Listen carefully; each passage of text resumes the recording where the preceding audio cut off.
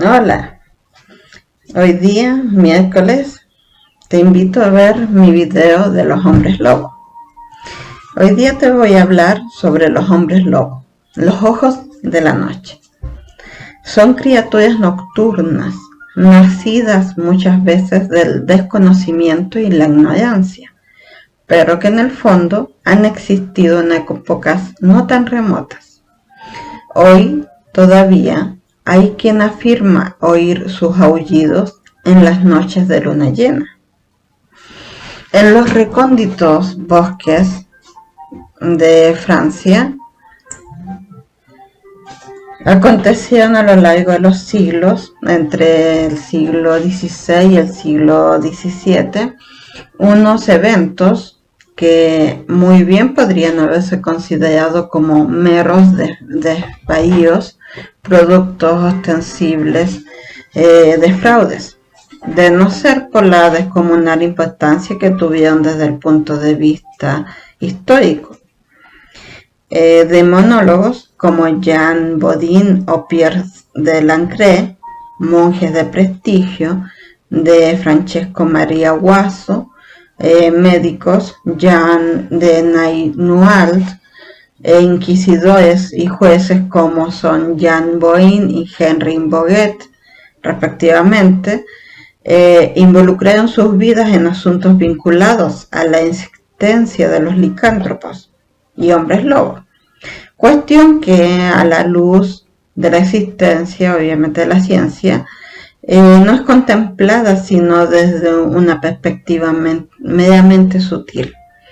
Y sin embargo, en lo referente a la licantropía, conocemos sus raíces asociadas al desorden psicopatológico, dado que esta enfermedad se reduce al delirio de creerse transformado en lobo. En consecuencia, siempre se aborda esta problemática considerando ciertos trastornos de la personalidad que nos alejan de los auténticos hombres lobos, seres humanos que son capaces de sufrir una metamorfosis física transformándose en dicho animal en determinadas circunstancias, popularizadas por el cine y la literatura en el caso concreto, especialmente de la luna llena. Ahora veamos el origen principalmente mitológico. Es que el concepto de licantropía, al margen de significar lo ya reseñado, tiene su origen en un mito griego, según el cual empezó con Licaón, que era rey de Arcadia, que sacrificó a un niño ante Zeus con el fin de ofrendar la víctima al poder del dios. Al cometer obviamente semejante crimen brutal, Zeus convirtió a Licaón en lobo, porque como recordemos, Zeus no permitía sacrificios de sangre, o sea, de seres humanos, más que nada, y de sangre tampoco, que digamos. A partir de entonces hallamos historias más o menos creíbles acerca de esta temática, que nos conducen a transitar de nuevo por el sendero inextricable y confuso del arcano, siempre tan atractivo y sugerente. No olvidemos que el propio Nabucodonosor, en el siglo 652 a.C., que fue un rey que hizo levantar Babilonia, sufrió esta alteración psíquica de la cual se extraen unos rasgos característicos, que van desde una supuesta conversión en animal a ataques violentos hacia personas, pasando por correrías nocturnas, campestres, por supuesto. La definitivamente transmutación en hombre. Son muchos los escritores que abordan la licantropía desde ópticas diversas, y no sería justo soslayar a Reginald Scott, que fue el autor del descubrimiento de las brujas. Obviamente en su libro en inglés, que se llamaba Discovery of Witches, quien llegó a afirmar con rotundidad que la licantropía es solo exclusivamente un mal psíquico, postura igualmente adoptada por Robert Burton en su Anatomía de la Melancolía. Dentro de ello, si queremos conocer la naturaleza misteriosa de los licántropos, basta ya con aproximarse a ciertas leyendas oriundas de países nórdicos para apreciar el alcance y repercusión de esas largas casuísticas recopiladas a lo largo del tiempo, de lo cual obviamente voy a ir mencionando las costumbres de ciertos guerreros, los llamados berserkers, cubiertos obviamente con piel de animales muertos con el objetivo de supervivencia o en ocasiones con propósitos de combate cuerpo a cuerpo. Después tenemos la zoantropía, que es la famosa enfermedad del lobo. La zoantropía, que son los enfermos mentales que se creen transformados en bestias, estimuló obviamente la acumulación de historias delirantes y acrecentó los temores de los habitantes de pueblos y aldeas. Roger de Fursac nos dice que en los trastornos psicopatológicos, como la transformación de la personalidad, acontecen situaciones en las que se alternan dos personalidades, patológicas y normales. Y hemos de reseñar que existen obviamente hipocondrías, llegando a sufrir mediante las mismas una confusión tal que los afectados imaginan sus órganos convertidos en objetos sin vida. Durante el siglo ya XIX, el doctor Calmey profundizó indiscutiblemente en la licantropía, aportando datos en cualquier caso de enorme interés por su contenido. Como consecuencia de dichas averiguaciones surgieron antecedentes inexplicables a través de la esquizofrenia y la epilepsia, que la superstición tergiversó hasta límites insospechados. La inestabilidad emocional obligaba a que simplemente sueños nocturnos se tornaran en vivencias auténticas. Producto obviamente de ese desorden, a lo que deberíamos sumar también además otros inconvenientes en el análisis concienzudo y serio de un mal tan extendido, como la carencia de rigor metodológico en el diagnóstico del padecimiento, la escasez de datos en el asunto por incompleta documentación. Hay que recordar que la información pasaba de segundas a terceras personas y perdiéndose obviamente el sentido de la realidad. Recordemos que un rumor siempre empieza con una persona contándole a otra y esa otra después tergiversa, lo aumenta, lo disminuye y al final el mensaje llega a los oídos de el último ya totalmente tergiversado. Lo mismo sucede en esta situación. La lista de afectados en lo referente a la licantropía es elevada. Se puede recordar la figura de Jacques Roulet, que fue en 1598, que era un habitante de Caudé, localidad vecina de Angers, quien fue hallado en un bosque del oeste de Francia por un grupo de campesinos y un arquero, en condiciones un tanto lamentables. Su cuerpo estaba totalmente desnudo en su totalidad, a lo que se agregaban otros detalles desagradables como su peculiar estado. Sus manos, totalmente ensangrentadas, que contenían trozos de carne humana, especialmente en las uñas. La situación obviamente alertó a los transeúntes, aún más cuando contemplaron el cadáver destrozado de un joven adolescente cuyo nombre era Cornier, en las inmediaciones del paraje. Contrariamente a lo que podía pensarse, el criminal más tarde declaró principalmente que fue declarado psíquicamente incapaz y con trastornos epilépticos por las autoridades competentes, y obviamente el hombre declaró sus homicidios sin temor a represalias futuras, detallando el paso de los asesinatos y afirmando ante el juez Pierre Giraud, que el cual lo sometió a interrogatorios el 8 de agosto de 1598. Su implicación directa especialista en dichos crímenes, mencionando el uso de un extraño ungüento y admitiendo que sus extremidades se transformaban en garras lupinas, así como su participación en otros atentados contra niños.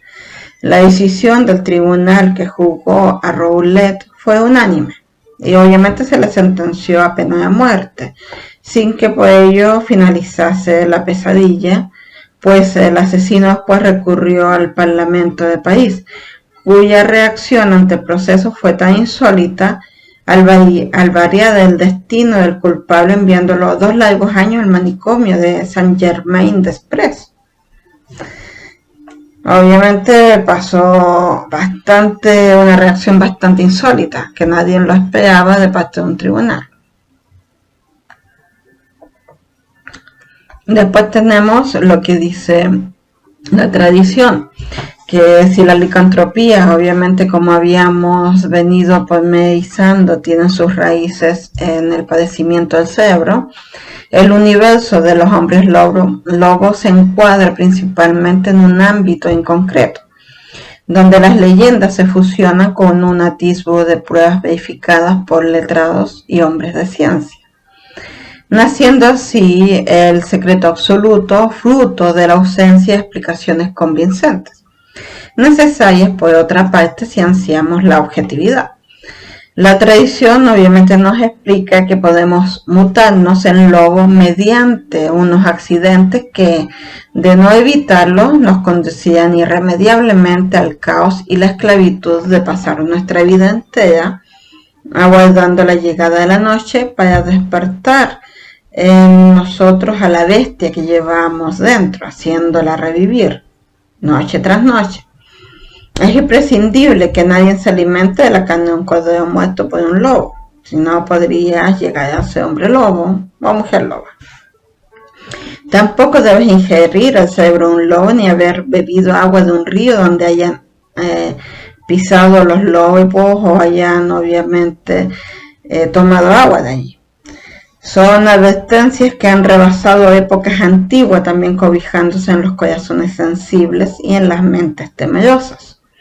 En el antiguo Egipto, la figura de este cánido salvaje se representó a través de Osiris, que en algún momento dado tomó su apariencia cuando resucitó en forma de lobo, y los griegos nombraban a las villas con el nombre de Licópolis, en honor obviamente al lobo, al animal.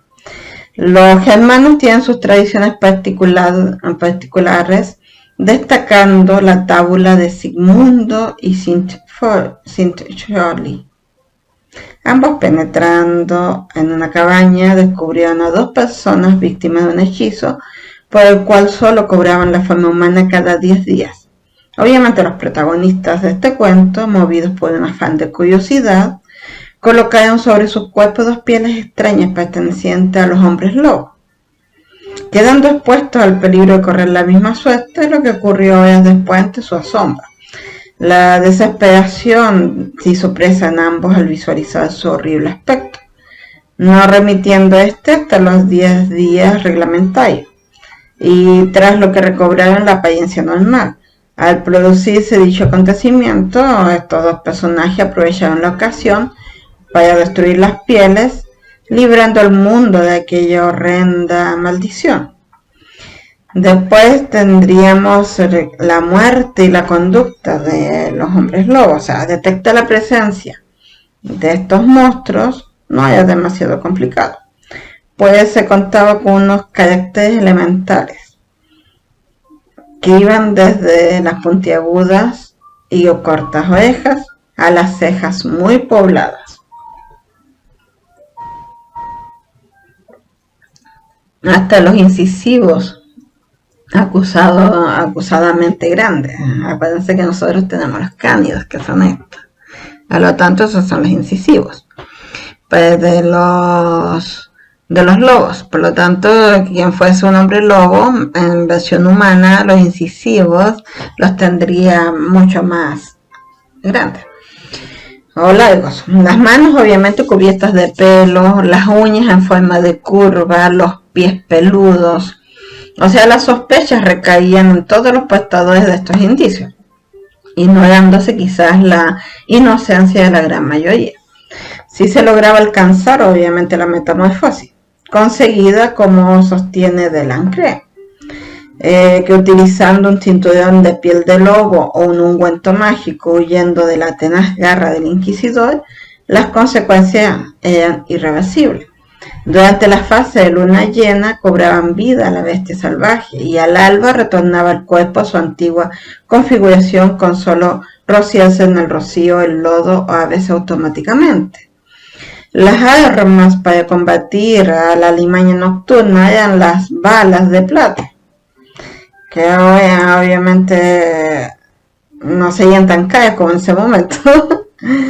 Después tendríamos obviamente el metal, de que las balas de plata es el metal de la frecuencia lunar. Recordemos que la plata tiene al metal. Y también hablamos de un instrumento mortífero, ya muy difundido, pero que en cierta manera, si se perseguía la seguridad de una muerte definitiva, el cuerpo debía arder en llamas, sin titubeos. Obviamente hay 4 rasgos que destacar en la conducta de las criaturas nocturnas.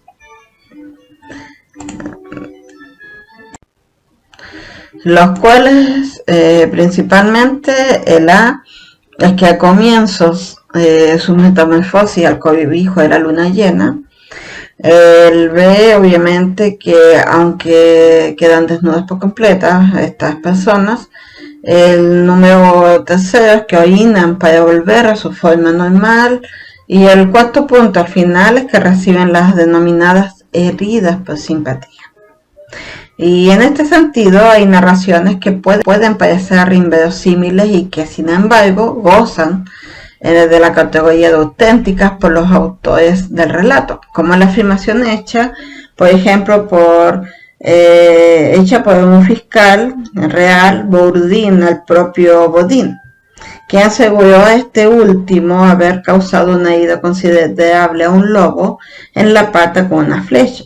Recordemos que eso era en los años 1800, menos 1500-1800, habiendo observado atónito como dicha flecha quedaba incrustada en el muslo de un individuo, no siendo este el único precedente, ya que el propio médico Jean de Nainault, el cual se ocupa de otro ejemplo también muy semejante en su obra de la licantropía, la pata de un lobo que fue asesinada de raíz por un leñador, y segundos después, en el asombro de este, la pata se transformó, la pata se convirtió después en una mujer.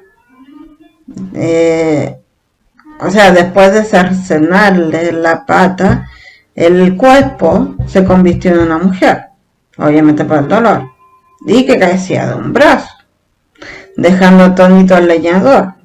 Cabe cuestionar también, cabe cuestionar que quizás la veracidad de dichas manifestaciones. ¿Acaso se trataba de auténticos hombres biológicamente cambiados? Eso es difícil de responder, obviamente, a estas preguntas, porque sería muy sencillo crear una vez más en el dogmatismo, negando lo indemostrable.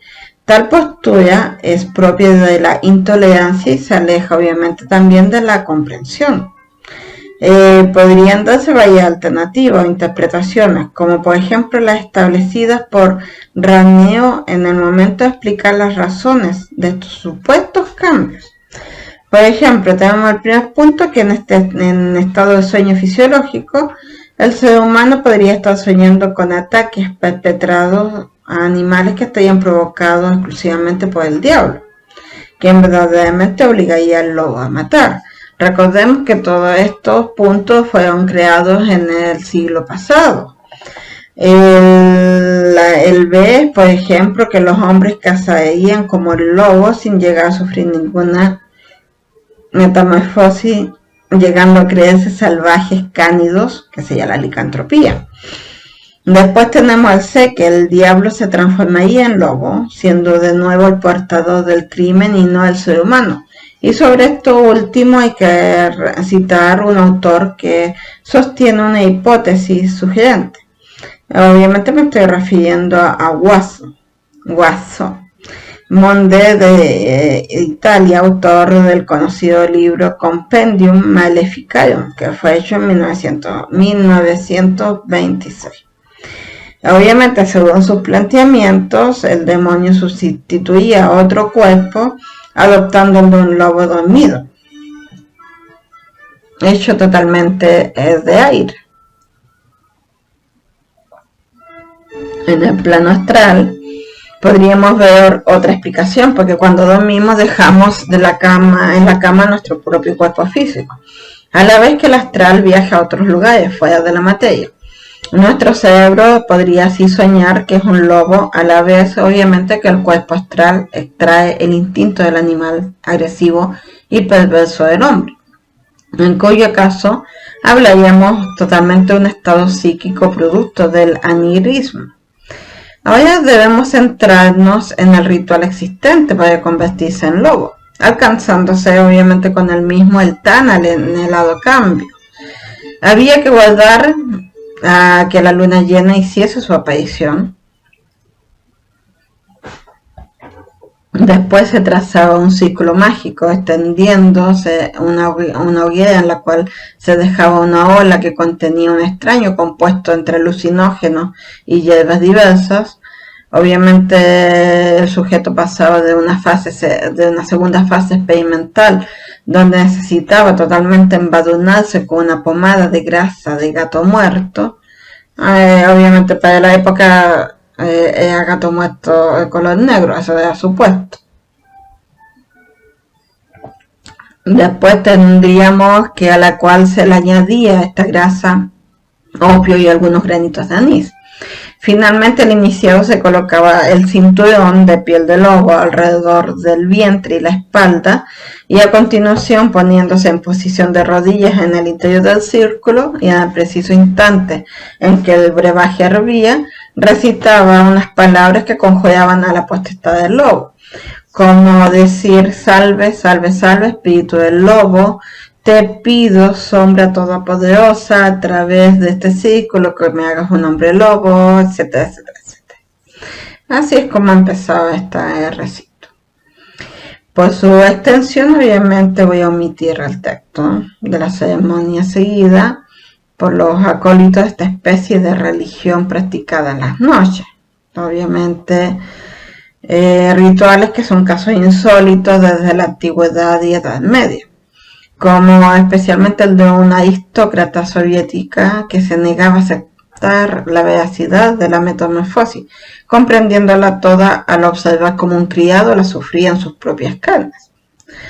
Y eso fue una mujer aristócrata soviética. Ahora, hasta nuestros días, nos obligan a plantearnos también serias dudas difícilmente salvables al estudiar los orígenes y actitudes de los hombres lobos, llamados Warulf en sueco, Lobichome en gallego, Lupo Manaio en italiano, Loup-garou en francés y Werewolf en inglés. Werewolf. Los hombres lobos van en la historia.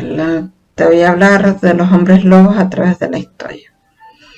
Antes de pasar a describir la apariencia de esta criatura legendaria en la literatura y el cine, te voy a revisar, obviamente, lo cual es por orden cronológico, los hombres lobo históricos más destacables.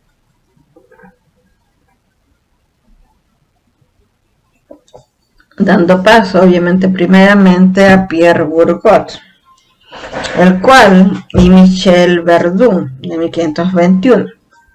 Habitantes de Poligny, de los que se tuvo noticia al ser atacado un pobre infeliz al emprender un viaje por dicha región, no dudando este último en agredir al animal y seguir obviamente sus huellas hasta alcanzar su paradero, en el que hay una escena totalmente escalofriante y prácticamente increíble.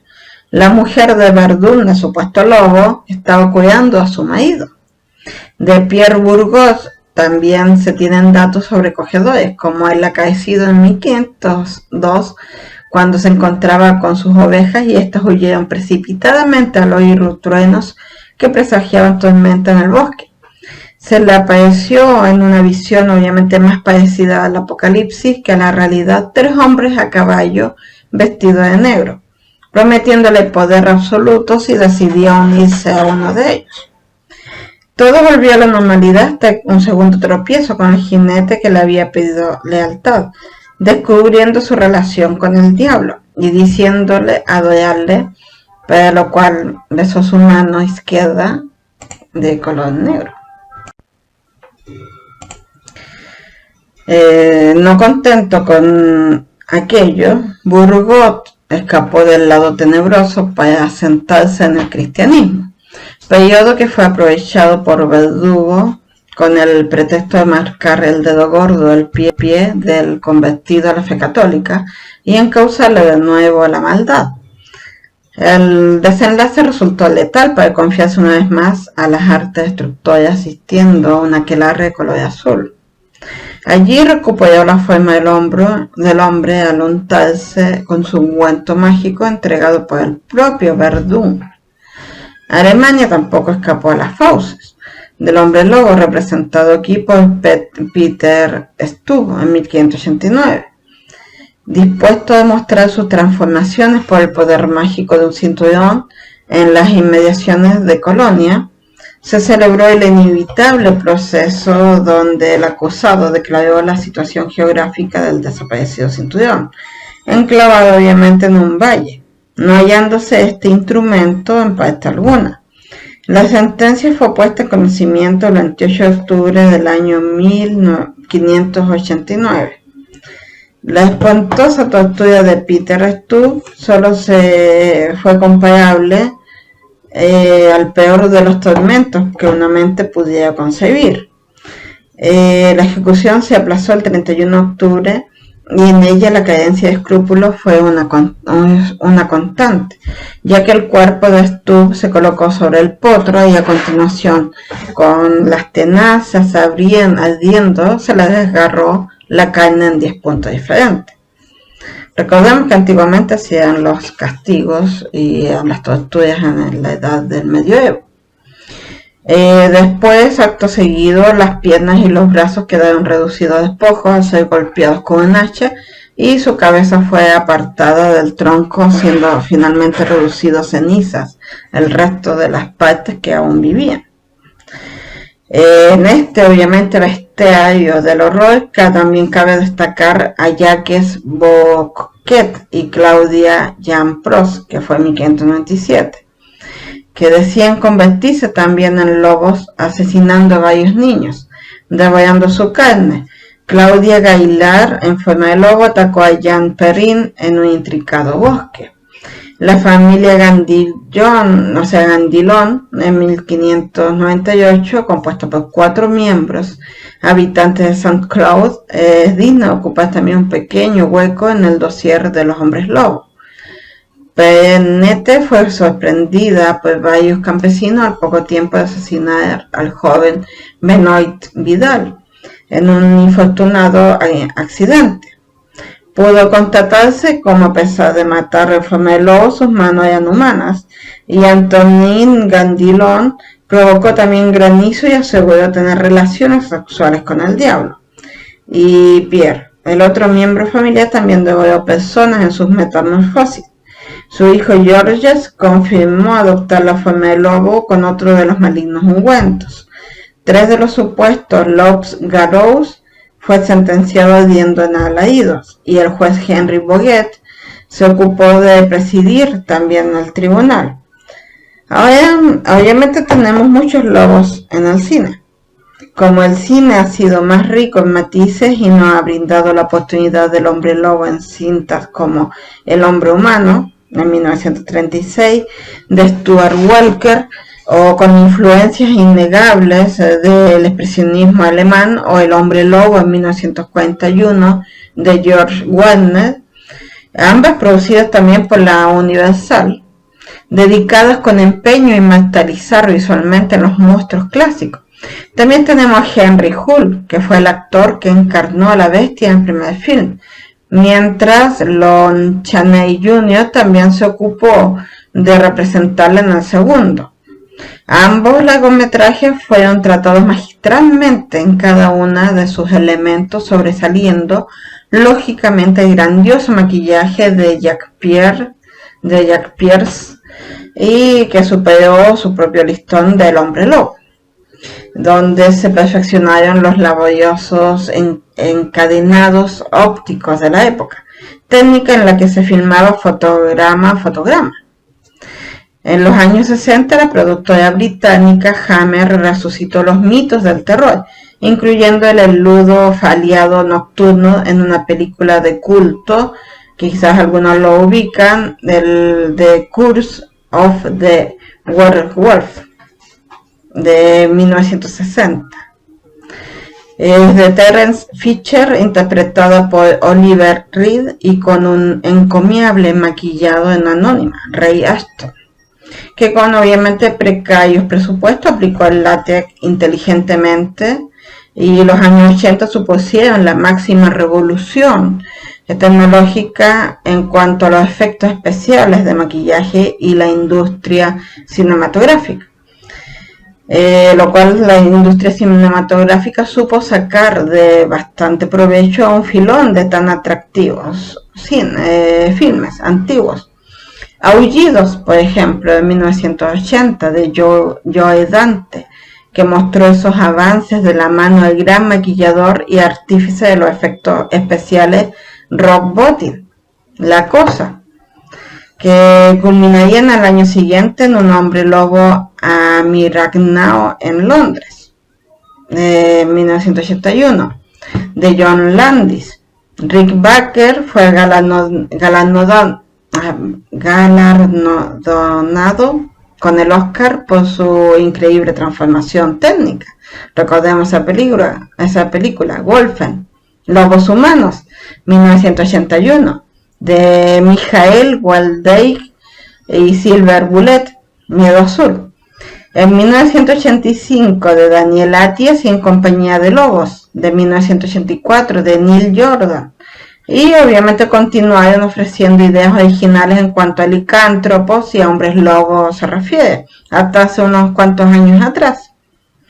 Después, obviamente, yo podría profundizar mucho más en este controvertido tema, pero solo resta decirte que falso o real, la historia del hombre lobo continúa, y aún hay quienes oyen aullar en la noche hombres lobos. Y aún hay personas que nos encanta la cinematografía de hombres lobo, especialmente de los años 60 y un poquito de los años 80. Bien, hasta aquí he llegado con este video. Espero que te haya gustado. Dale like a ver si te ha gustado. Ayúdame dando like al video. Si deseas, suscríbete a mi canal activando la campanita.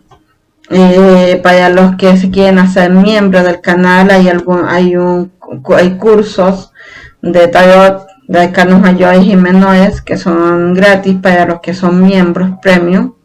Así que hazte miembro premium si quieres aprender tarot. En YouTube tengo los videos.